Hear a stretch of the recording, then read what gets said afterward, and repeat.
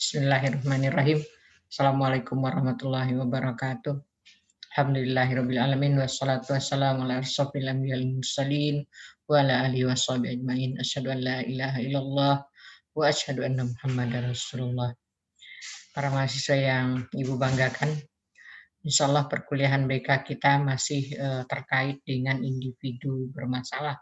Sebelumnya minggu lalu kita mempelajari tentang bagaimana layanan-layanan bimbingan konseling mulai dari layanan dasar, layanan yang sifatnya untuk semua, kemudian kita bicara juga layanan yang sifatnya responsif yang akan kita berikan untuk orang yang mengalami masalah.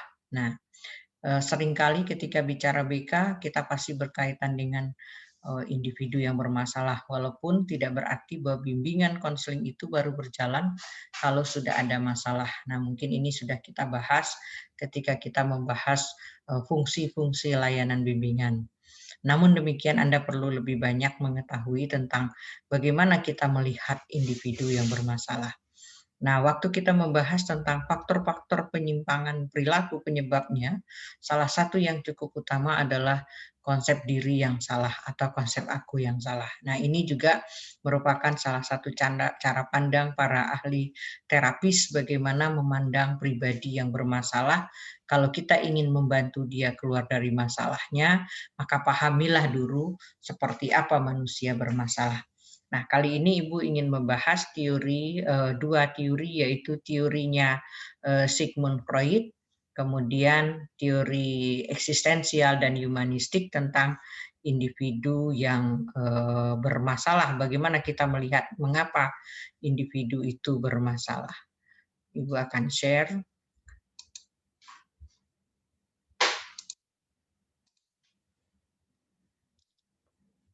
Ya.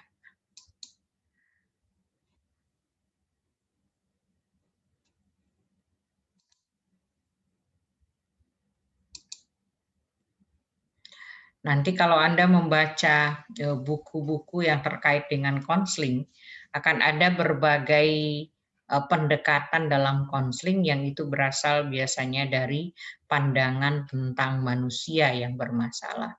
Nah, kita sudah pernah membahas teorinya Sigmund Freud waktu membahas psikologi kepribadian, di mana Sigmund Freud memandang struktur kepribadian individu itu ada tiga. Yang pertama yang disebut dengan id, yang merupakan dorongan-dorongan alamiah yang sifatnya biologis dan prinsipnya prinsip kesenangan. Kemudian ada dorongan ego yang sifatnya rasional, yaitu bagaimana memenuhi dorongan dengan cara yang logis. Kemudian ada superego, di mana orang ketika memenuhi kebutuhannya mempertimbangkan nilai-nilai moral atau aturan yang berlaku. Nah, kita tahu ketika individu dikuasai oleh id-nya, berarti individu nggak ada bedanya dengan binatang, karena yang menguasai dia hanya dorongan-dorongan alamiah, lapar, haus, dorongan biologis yang tidak mengenal malu, tidak mengenal takut. Gitu. Tapi kemudian juga manusia diberi akal, diberi logika, maka ketika dia rasionya yang berpikir jalan, ketika ada kebutuhan dia berpikir bagaimana cara memenuhinya. Nah, kalau ada langsung dipenuhi kebutuhannya tanpa memperhatikan nilai-nilai. Tapi kemudian individu kalau sudah semakin tinggi kemampuan dia untuk mengendalikan dorongan-dorongannya, maka dia akan mempertimbangkan apakah dorongan itu akan dia penuhi atau belum akan dia penuhi. Nah, kapan individu itu bermasalah ya? Kalau kita lihat dari tiga struktur itu, ketika individu dikuasai oleh id saja, jelas individu itu akan bermasalah. Atau ketika dia hanya asal logis saja, dia juga akan bermasalah. Tetapi kemudian kalau dia menggunakan superegonya, itu akan semakin kecil dia kemungkinannya bermasalah. Nah, kalau kita dalam Islam jelas nilai-nilai yang mengatur perilaku kita itu jelas aturan agama. Sehingga ketika orang mengatur perilakunya, dorongan-dorongan pemenuhan dorongan alamiahnya itu sesuai dengan aturan Allah, maka dia akan nyaman. Nah, tapi Sigmund Freud ini bukan orang Islam. Tetapi kita perlu melihat bagaimana dia memandang pribadi bermasalah. Nah, Sigmund Freud bicara dua dorongan. Kata Sigmund Freud, manusia itu punya dorongan hidup. Karena dia punya dorongan hidup, maka dia ingin mempertahankan hidupnya. Maka dia makan, makanya dia tidur, maka dia punya keturunan, maka dia mencintai dirinya. Kemudian di sisi lain ternyata manusia punya dorongan untuk mati. Nah, kalau kita lihat, betulkah manusia punya dorongan mati? Nah, kadang dia berkelahi, manusia berperang, manusia kadang terjun dari tempat yang tinggi. Nah, ada dorongan mati. Nah, dan manusia menyadari kalau dia akan mati, gitu ya. Nah, tapi nanti manusia yang mana yang bermasalah? Kalau kita punya dorongan hidup itu wajar. Kita mencintai diri kita itu hal yang wajar. Justru orang yang tidak mencintai dirinya akan membenci dirinya. Nah, itu kebalikannya. Nah, maka Sigmund Freud bilang, orang karena punya dorongan hidup, dia mencintai dirinya. Mencintai diri secara wajar itu adalah sehat. Tetapi kalau orang sudah terlalu mencintai dirinya, maka dia menjadi pribadi yang bermasalah. Nah, apa buktinya kalau orang terlalu mencintai dirinya? Misalnya ada satu keluarga ya, dia sudah susah untuk mendapatkan makanan pokok. Kemudian bapaknya bekerja, kemudian dari pekerjaan itu dia mendapatkan uang. Apa yang pertama kali dibeli si bapak? Ternyata si bapak lebih membeli rokok daripada membeli beras untuk keluarganya. Nah, di sini sebetulnya si bapak narsisme, hanya mementingkan dirinya, hanya mencintai dirinya. Dia sibuk untuk memenuhi kesenangan dia sendiri. Kemudian juga ada kasus di mana seorang ibu, anaknya termasuk anak yang mengalami gizi buruk, stunting. Tapi ibunya mampu membeli cat rambut, kemudian dia mampu ke salon. Nah, itu tandanya dia adalah narsisme. Jadi ketika ini berbeda dengan narsisme yang Anda sebut pada masa remaja ya. Orang senang bercermin, senang melihat dirinya, itu sebagai salah satu perkembangan. Wajar. Tapi kalau sudah berlebihan pada remaja juga itu akan masalah. Karena biasanya dia tidak mau lagi kalah dengan yang lain. Kalau sudah sangat mencintai dirinya, ada orang lebih sedikit dari dirinya, maka dia akan merasa tidak nyaman. Nah, sebaliknya, manusia itu karena punya dorongan mati, dia bisa jadi benci terhadap dirinya. Kadang-kadang kita membenci diri kita. Kenapa? Karena kita melakukan kesalahan. Nah, benci kepada diri karena melakukan kesalahan itu adalah hal yang wajar. Kalau seandainya kita tidak terlalu membenci diri. Nah, ada kalanya orang terlalu membenci dirinya. Misalnya, dia tidak suka dengan kehidupannya, tidak suka dengan kondisi ekonomi keluarganya, tidak suka dengan ayahnya, tidak suka dengan dirinya, kenapa tidak cantik, kenapa tidak menarik, dan seterusnya. Maka dia akhirnya membenci dirinya. Nah, kalau sudah terlalu benci diri, maka dia akan kemungkinan bisa bertindak sadis. Nah, ini. Jadi orang kenapa sih sadis? Karena dia tidak suka dengan kehidupan. Anda lihat orang-orang yang merasa ditipu oleh orang lain, ya. Seperti kasus perselingkuhan. Nah, tidak sedikit orang yang merasa disakiti itu membenci keadaan dirinya, lalu dia akan berani bertindak menyakiti orang lain. Nah, ini masokisme. Nah, dua-duanya ini adalah pribadi bermasalah. Terlalu cinta diri atau terlalu benci diri. Nah, dua-duanya bersumber dari yang satu, dorongan mati. Kalau semakin dekat dorongan matinya, berarti semakin bermasalah orang. Semakin tinggi dorongan hidupnya, semakin sehat orang, tapi tidak berarti dia terlalu mencintai dirinya. Maka tingkatan masokisme itu oleh Sigmund Freud dibagi 4. Orang yang sehat itu adalah hidup wajar. Hidup wajar itu apa?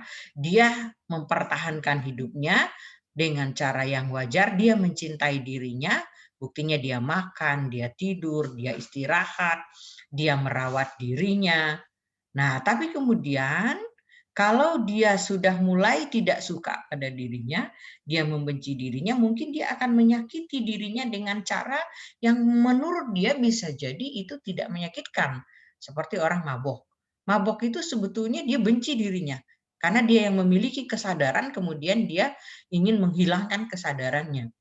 Kemudian lebih tinggi lagi, misalnya narkoba. Nah, ketergantungan. Itu bukan berarti orang cinta diri, sebenarnya dia semakin benci dengan dirinya. Nah, yang paling benci dengan dirinya adalah yang sudah ingin bunuh diri. Nah, itu frustasi, bunuh diri, stres berat, lalu menjadi depresi. Nah, itu orang-orang yang tidak lagi mencintai dirinya. Nah, kita melihat di sekeliling kita ini sekarang banyak sekali tindakan-tindakan sadisme.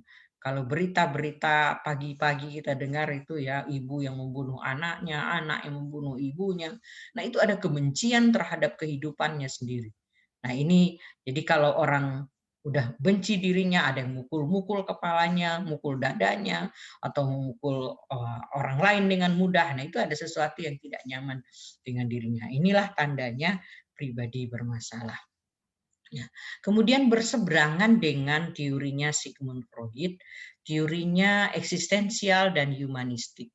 Nah, ini kalau mereka menganggap bahwa dorongan-dorongan itu sebetulnya tidak begitu saja akan dipenuhi ketika manusia tidak nyaman dengan dirinya atau manusia sebenarnya sudah membawa dorongan-dorongan agresif. Nah, itu tidak diterima oleh kaum eksistensial dan humanistik. Kaum eksistensial ini sangat mementingkan keutuhan individu. Jadi ada setidaknya konsep-konsep yang menurut kaum eksistensial ini penting. Ada yang namanya kesadaran diri, ada kebebasan, ada tanggung jawab, ada kecemasan, dan ada penciptaan makna. Jadi bagaimana seseorang akan bermakna hidupnya? Nah, itulah orang yang sehat. Nah, diawali dengan kesadaran diri.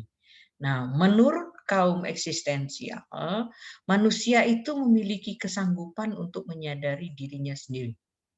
Jadi pada dasarnya setiap orang akan punya kesanggupan untuk menyadari siapa dirinya, apa kekuatannya, bagaimana dia berbuat. Nah, namun kesanggupan itu akan unik. Setiap orang beda-beda kesanggupannya, tapi nyata bisa diukur. Kita sudah pernah juga berbicara kecerdasan intrapersonal, bagaimana orang bisa mengenali dirinya. Nah, ini tidak berarti hanya milik orang dewasa, anak kecil pun sudah bisa mulai mengenali dirinya, tapi belum menyadari itu ada proses untuk menyadari dirinya. Misalnya, oh saya punya tangan, oh saya punya kaki, oh saya punya mata, mata saya bisa melihat, oh telinga saya bisa mendengar. Kemudian dia bisa membedakan bunyi apa saja. Nah, ini kesanggupan untuk menyadari diri itu sebetulnya kata kaum eksistensial itu sudah ada pada individu. Nah, inilah yang akan memungkinkan dia mampu untuk berpikir. Jadi karena sadar dirinya, misalnya sadar tangan saya bisa bekerja, maka dia akan berpikir apa yang bisa dikerjakan oleh tangan saya. Kemudian dia akan mampu mengambil keputusan. Mana yang akan saya kerjakan dan mana yang tidak saya kerjakan. Nah, semakin kuat kesadaran itu pada diri seseorang, maka akan semakin besar pula kebebasan yang ada pada diri orang itu. Jadi semakin tidak dia sadari kekuatan yang ada pada dirinya, semakin sulit dia untuk berbuat.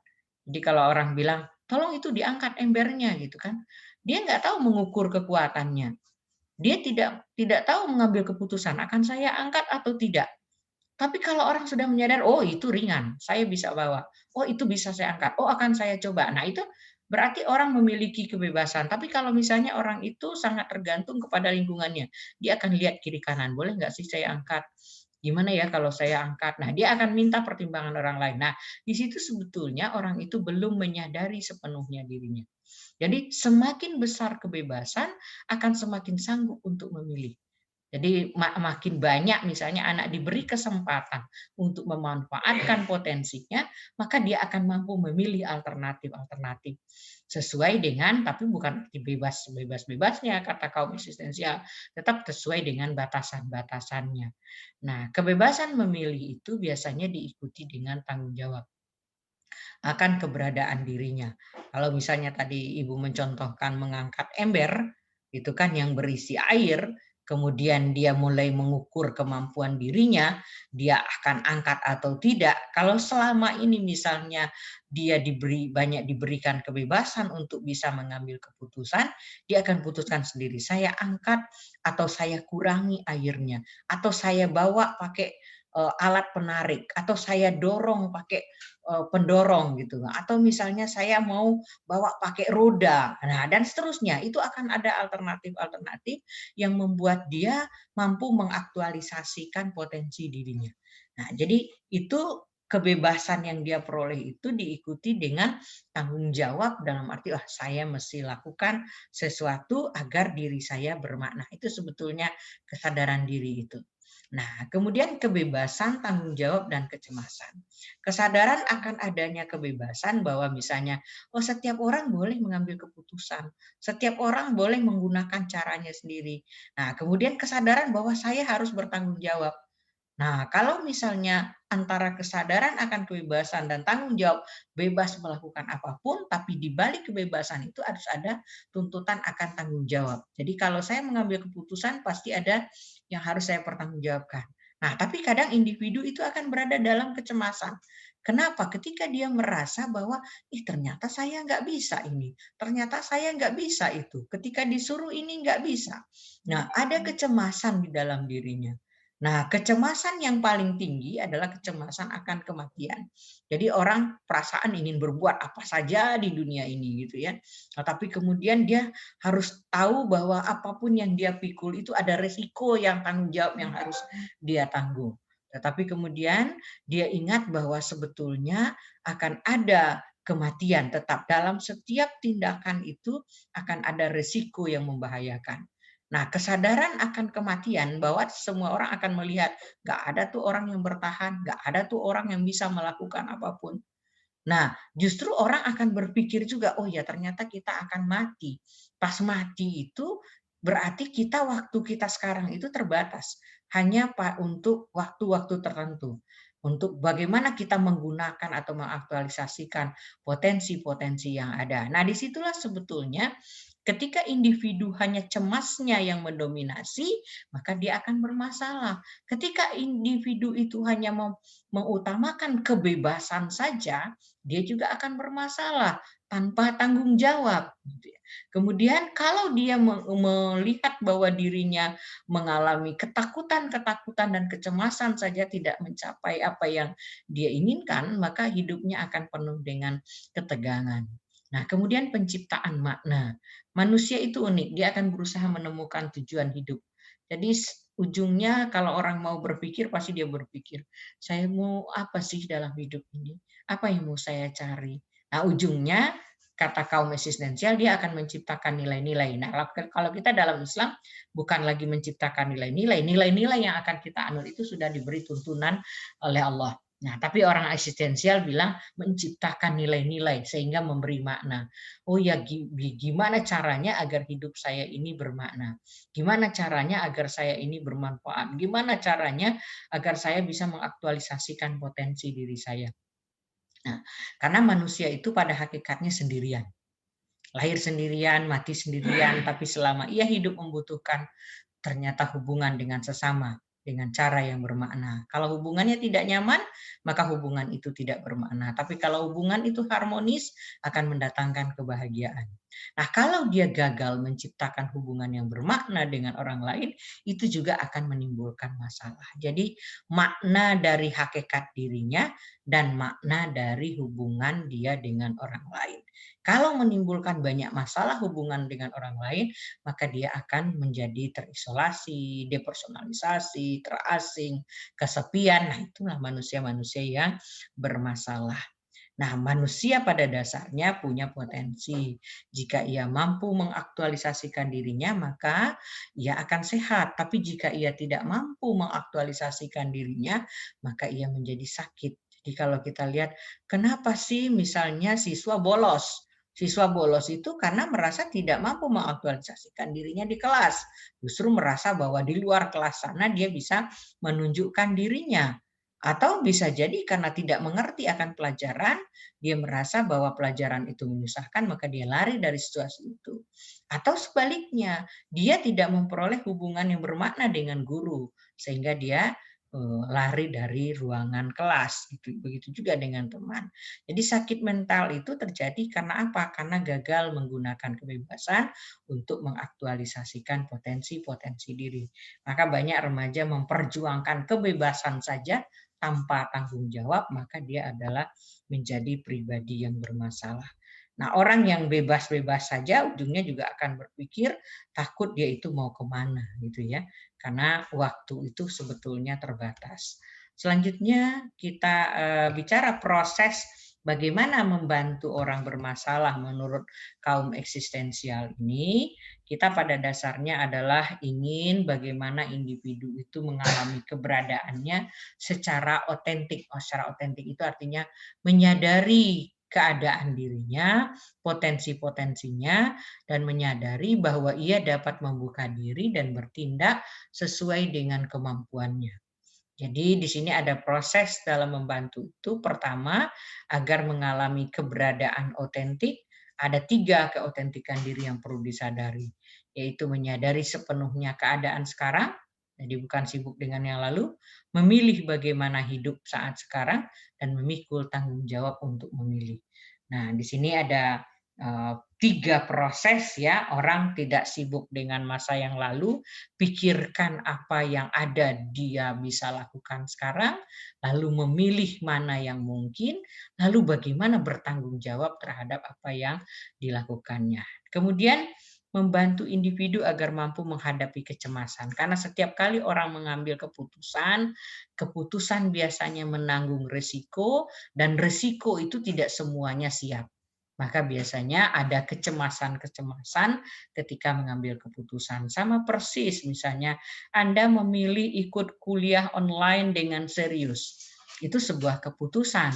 Tapi ada kecemasan di balik itu. Kalau saya nggak ngerti bagaimana, kalau saya pulsanya habis bagaimana, kalau misalnya tidak bisa berdiskusi terus gimana, ada kecemasan-kecemasan atau, nah itu bisa mengganggu Anda.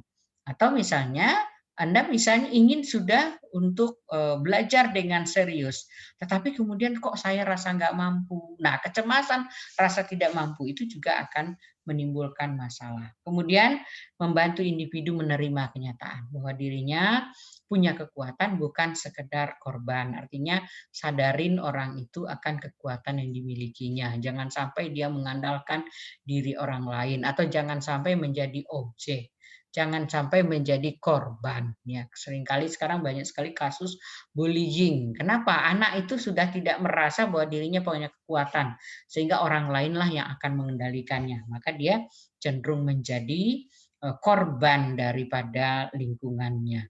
Nah, padahal sebetulnya harus kita sadarkan Anda itu bukan korban, Anda subjek, Anda punya kekuatan, Anda punya kelebihan, maka Anda bisa menggunakan kelebihan Anda untuk sesuatu yang bermanfaat bagi diri Anda. Terakhir konsepnya Carl Rogers ya, humanistik. Dulu kita sudah menjahit konsep self itu juga dari Rogers. Carl Rogers memandang ya, atau kaum humanistik lah, para pengikutnya juga, mana semua manusia lahir pada sifat-sifat yang baik. Dia menolak pandangan bahwa manusia punya kecenderungan negatif. Dasar, jadi nggak ada orang lahir buruk. Nggak ada orang lahir dengan sikap-sikap yang buruk, sifat-sifat yang buruk. Manusia pada dasarnya kooperatif dan konstruktif. Pada dasarnya ingin maju, ingin bekerja sama, kemudian tidak perlu pengendalian dorongan-dorongan agresifnya, karena manusia pada dasarnya baik. Nggak ada dorongan mukul, dorongan menyakiti orang lain, dorongan membenci, itu sebetulnya nggak ada. Karena pada dasarnya dia baik. Kemudian pada dasarnya individu itu sanggup untuk menjauhi penyimpangan perilaku atau maladjustment. Dia sebetulnya sanggup untuk menjadi pribadi yang sehat dengan kondisi psikologis yang sehat. Kemudian pada dasarnya juga tanggung jawab untuk memperbaiki diri itu ada pada individu itu sendiri. Jadi bukan pada guru sebagai pembimbing, bukan pada konselor, bukan pada psikiater, tapi ada pada dirinya sendiri. Dia sebetulnya bisa. Kemudian individu yang bermasalah itu kenapa? Karena dia tidak mampu untuk memfungsikan dirinya secara penuh. Nah, ini kan mendekati pandangannya eksistensial. Memang eksistensial humanistik itu satu kesatuan. Jadi ketika orang tidak mampu menjadi dirinya, maka dia akan menjadi bermasalah. Nah, maka kata Roger, individu yang bermasalah itu biasanya menggunakan topeng, banyak berpura-pura untuk menutupi ketidakmampuannya dalam memfungsikan dirinya. Nah, karena orang ini biasanya suka memaksa diri atau bagus di depan orang lain, tapi sebenarnya dia tidak baik misalnya. Atau seperti pura-pura kuat walaupun dia sebenarnya tidak kuat. Pura-pura rajin sebenarnya tidak rajin. Nah, karena banyaknya bertopeng, maka dia akan secara psikologis akan tertekan sendiri. Ternyata aku nggak bisa ini. Nah, termasuk juga yang nyontek itu kan pura-puranya pinter. Pura-puranya bisa, padahal sebetulnya dia menutupi kelemahan dirinya. Nah, maka proses membimbing individu itu adalah proses membuat orang itu mampu memfungsikan pribadinya secara penuh. Nah, ini sejalan dengan eksistensial, bagaimana orang bisa mengaktualisasikan dirinya. Nah, jadi sebetulnya yang kita bangun itu adalah dia punya kekuatan, bagaimana dia memanfaatkan kekuatannya. Biasanya ada hambatan-hambatan dalam mengaktualisasikan dirinya. Nah, maka proses membimbing orang, kata Kara Roger itu adalah bagaimana orang terbuka kepada pengalaman. Artinya apa? Dia kalau cerita tuh mau menceritakan seluruh pengalamannya apa adanya. Sehingga nanti akan ketemu di mana dia keliru, di mana dia sudah tepat, di mana dia harus mengubah dirinya. Kemudian kepercayaan terhadap organisme sendiri, artinya tumbuhkan rasa percaya diri. Dia percaya kemampuan tangannya, percaya kemampuan matanya, percaya kemampuan pikirannya, percaya bahwa hatinya bisa bersih, percaya bahwa misalnya kakinya bisa melangkah ke tempat yang baik. Nah, munculkan kepercayaan, tidak perlu minder dengan orang lain, percaya akan bahwa setiap orang itu unik gitu. Kemudian adalah yang kita lakukan proses bagaimana orang mengevaluasi dirinya secara internal. Jadi ketika dia melakukan bimbingan agar dia mampu mengaktualisasikan diri, maka tempatnya itu adalah bagaimana dia mengevaluasi ke dalam dirinya. Jadi tidak sibuk dengan apa yang dilakukan oleh orang lain terhadap dirinya, tapi sibuk untuk menggali apa yang ada pada dirinya dan terbuka apa adanya. Kemudian kesediaan untuk menjadi suatu proses, artinya apa? Kalau ingin menjadi baik itu butuh waktu, butuh dinamika, maka dia siap untuk berproses. Sama dengan orang ingin mengubah kebiasaannya, tidak pernah sholat malam, tapi kemudian dia sangat ingin melaksanakan sholat malam.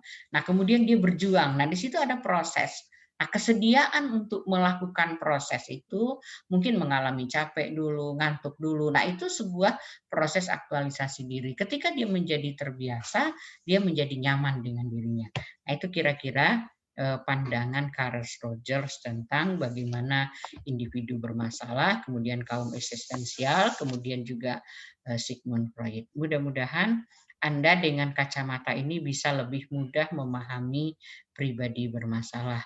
Mungkin demikian pertemuan kita kali ini, mudah-mudahan ada manfaatnya. Assalamualaikum warahmatullahi wabarakatuh.